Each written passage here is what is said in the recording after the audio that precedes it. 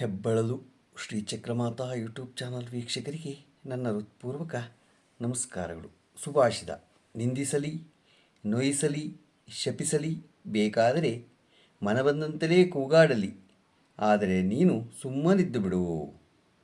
ಅವರವರ ಕರ್ಮಫಲ ಅವರವರ ಹೆಗಲಿಗೆ ಸ್ಥಳಾಕೊಡುತ್ತೆ, ಗೊತ್ತಾಯ್ತಾ? ಉತ್ತರ ಕೊಡದೆ ಮೌನವಾಗಿರುತ್ತದೆ. ಇವತ್ತು ನಾವು ದಿನಪಂಚಾಂಗಕ್ಕಿಂತ ಮುಂಚೆ 7ನೇ ಅಧ್ಯಾಯದ ಮಾಘಪುರಾಣದ 7ನೇ ಅಧ್ಯಾಯದ ಕತೆ ತಿಳ್ಕೊಳ್ಳೋಣ. ಭೃಗುಶೃಂಗನ ಯಮನನ್ನು ಕುರಿತು ತಪಸ್ಸನ್ನು ಆಚರಣೆ ಮಾಡಿದ್ದು ಕತೆನ ತಿಳ್ಕೊಳ್ಳೋಣ. ಶ್ರೀ ಗುರುಭ್ಯೋ ನಮಃ. ಹರಿ ಓಂ. ಗಣಾನಾಂ ತ್ವಾ ಗಣಪತಿಂ ಹವಾಮಹೇ ಕವಿಂ ಕವೀನಾಪಮಶ್ರವಸ್ತಮಂ ಜ್ಯೇಷ್ಠರಾಜಂ ಬ್ರಹ್ಮಣಾಂ ಬ್ರಹ್ಮಣಸ್ಪತ ಆನುಶೃಣ್ವನ್ನೋತಿಭಿಸ್ಸೀದ ಸಾಧನಂ. ಆ ರೀತಿಯಾಗಿ ಆನೆಗೆ ಶಾಪ ವಿಮೋಚನೆಯಾದ ನಂತರ ಮತ್ತು ಮೃಗಶೃಂಗನು ಕಾವೇರಿ ನದಿಯಲ್ಲಿ ಇಳಿದು ಆ ಅಕಾಲ ಮೃತ್ಯುದವಡೆಗೆ ಸಲುಕಿದ ಆ 3 ಕನ್ಯೆಯರನ್ನು ಬದುಕಿಸುವ ಸಲುವಾಗಿ ಯಮಧರ್ಮರಾಜನನ್ನು ಕುರಿತು ತಪಸ್ಸನ್ನು ಮಾಡಲಾರಂಭಿಸಿದನು. ನಿರ್ಮಲ ಮನಸ್ಸಿನಿಂದ ತದೇಕ ದೀಕ್ಷೆಯಿಂದ ಯಮನನ್ನು ಧ್ಯಾನಿಸುತ್ತಿದ್ದಾಗ ಭೃಗುಶೃಂಗನ ಕಠೋರ ದೀಕ್ಷೆಗೆ ಯಮನು ಸಂತಸಗೊಂಡು ಪ್ರತ್ಯಕ್ಷವಾಗಿ, ಭೃಗುಶೃಂಗ, ನಿನ್ನ ಕಠೋರ ತಪಸ್ಸನ್ನು ಪರಾಯಣತೆಯನ್ನು ನಾನು ಮೆಚ್ಚಿದ್ದೇನೆ. ಇಂಥ ಕಠೋರ ದೀಕ್ಷೆಯಿಂದ ನನ್ನ ಕುರಿತು ಯಾರು ತಪಸ್ಸನ್ನು ಮಾಡಿರಲಾರರು. ನಿನಗೇನು ಬೇಕೋ ಕೋರಿಕೋ, ನಿನ್ನ ಅಭಿಷ್ಟವನ್ನು ನೆರವೇರಿಸುವೆ ಎಂದು ಅವನು ಹೇಳ್ತಾನೆ. ಆ ಮಾತನ್ನು ಕೇಳಿದ ಭೃಗುಶೃಂಗನು ಕಣ್ತೆರೆದು ನೋಡಿದಾಗ ಯಮನು ತನ್ನ ಎದುರು ನಿಂತಿದ್ದಾನೆ. ತಕ್ಷಣ ಕೈಗಳನ್ನು ಜೋಡಿಸಿ, ಮಹಾನುಭಾವ, ಎಂತಹ ತಪಸ್ವಿಗಳಿಗೂ ದರ್ಶನ ಕೊಡದ ನೀನು ನನ್ನಂಥ ಸಾಮಾನ್ಯನಿಗೆ ಸಾಕ್ಷಾತ್ಕಾರಗೊಂಡಿದ್ದು ನನ್ನ ಪೂರ್ವಜನ್ಮದ ಸುಕೃತವಲ್ಲವೇ? ಬೇರೇನೂ ಅಲ್ಲ. ಅಕಾಲ ಮರಣಕ್ಕೆತ್ತಾದ ಆ 3 ಕನ್ಯೆಯರಿಗೆ ಪುನರ್ಜೀವ ನೀಡಿ ನನ್ನನ್ನು ಕೃತಾರ್ಥನಾಗಿ ಮಾಡು ಎಂದು ಪ್ರಾರ್ಥನೆ ಮಾಡ್ಕೊತಾನೆ. ಭೃಗುಶೃಂಗನ ಪರೋಪಕಾರ ಬುದ್ಧಿಗೆ, ದಯಾದ ಹೃದಯಕ್ಕೆ ಯಮನು ಸಂತಸಗೊಂಡು ಆತನ ಅಪೇಕ್ಷೆಯಂತೆ ಆ 3 ಕನ್ಯೆಯರಿಗೆ ಪ್ರಾಣದಾನ ಮಾಡಲು ಸಂಕಲ್ಪಿಸಿ, ಭೃಗುಶೃಂಗ, ನಿನ್ನ ಭಕ್ತಿಗೆ ಮೆಚ್ಚಿದೆನು.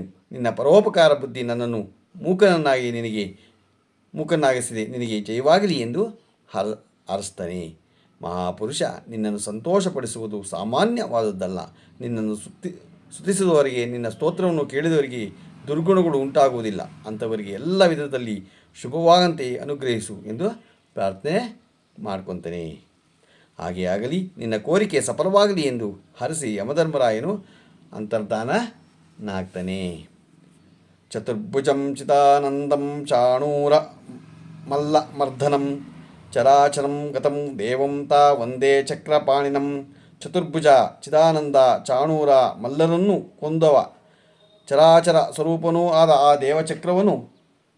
ಚಕ್ರವನ್ನು ಧರಿಸಿದವರನ್ನು ವಂದಿಸುವೆ ಅಂತ ಹೇಳ್ತಾರೆ. ಈಗ ಇವತ್ತು 7ನೇ ಅಧ್ಯಾಯ ಮುಗಿತು. ನಾಳೆ 8ನೇ ಅಧ್ಯಾಯವನ್ನು ನಾವು ತಿಳ್ಕೊಳ್ಳೋಣ. ಇವತ್ತು ದಿನಪಂಚಾಂಗವನ್ನು ತಿಳ್ಕೊಳ್ಳೋಣ.